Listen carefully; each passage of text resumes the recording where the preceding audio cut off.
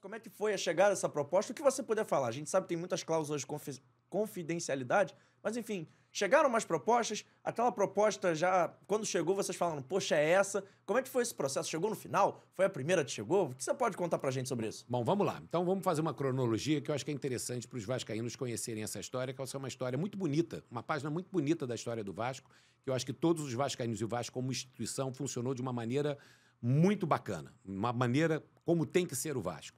Lei da SAF é aprovada em setembro, diretoria imediatamente passa a estudar a lei e a aplicabilidade da lei no Vasco. Nesse momento, enfim, após a aprovação da lei, as primeiras análises que nós fizemos, o Vasco buscou uma consultoria, um apoio de uma empresa internacional, no caso a KPMG, uma das Big Four da área de consultoria e auditoria do mundo, enfim, uma empresa com alcance global para assessorar o clube no processo de busca do seu parceiro.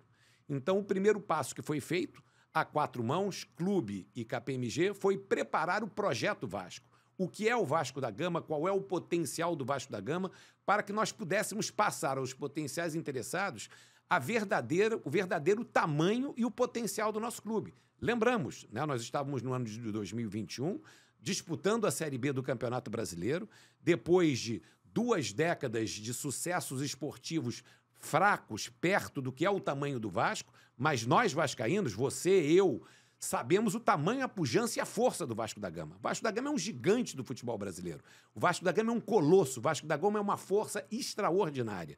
E nós precisávamos passar a força e o tamanho do Vasco da Gama para um projeto para mostrar para o investidor, brasileiro ou estrangeiro, o potencial futuro. O que nós estamos vendendo?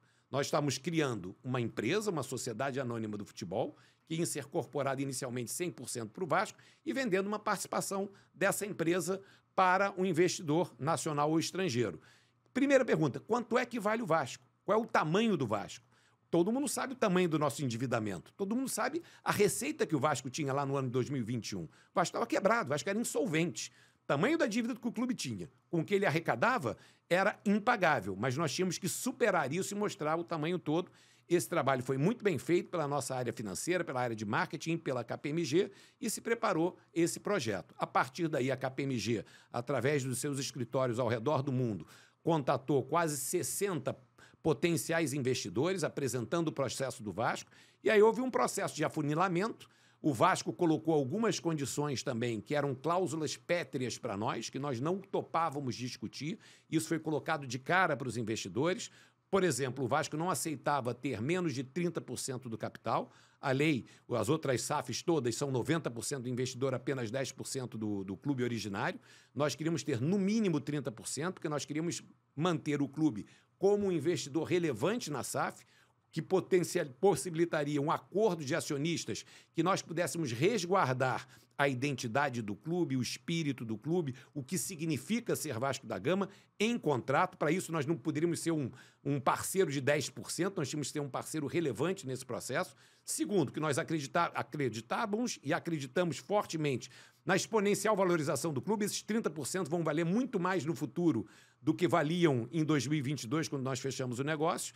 E também, obviamente, que a gente, além disso, queria ter a posse de São Januário. Nós não abrimos mão da posse de São Januário. Isso foi um dificultador com muitos investidores, principalmente nos Estados Unidos.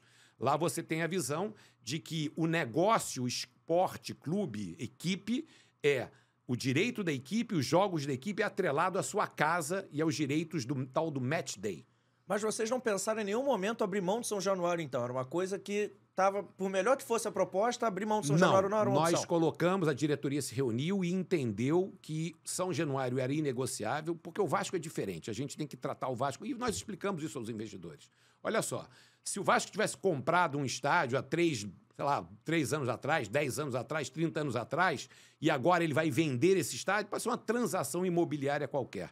Mas o estádio São Januário faz parte da alma do nosso clube, faz parte da essência do nosso clube, faz parte das razões que nos levam a ser Vasco. O Vasco é diferente. O Vasco não é os nossos rivais do Rio de Janeiro, não são os outros grandes clubes do Brasil. Nós temos uma história muito peculiar. E o centro da nossa história está na rebeldia do Vasco em defender negros, pobres e imigrantes, desde o remo, passando pelo futebol, nunca ter sido o clube das elites, ser um clube da Zona Norte do Rio de Janeiro, sempre olhado atravessado pelos grandes clubes da Zona Sul e que deu a grande resposta histórica, se negando a participar do campeonato, voltando a uma liga menor e depois construindo em resposta o maior estádio da América Latina. O meu bisavô chegou no Rio de Janeiro, de Portugal, em 1902.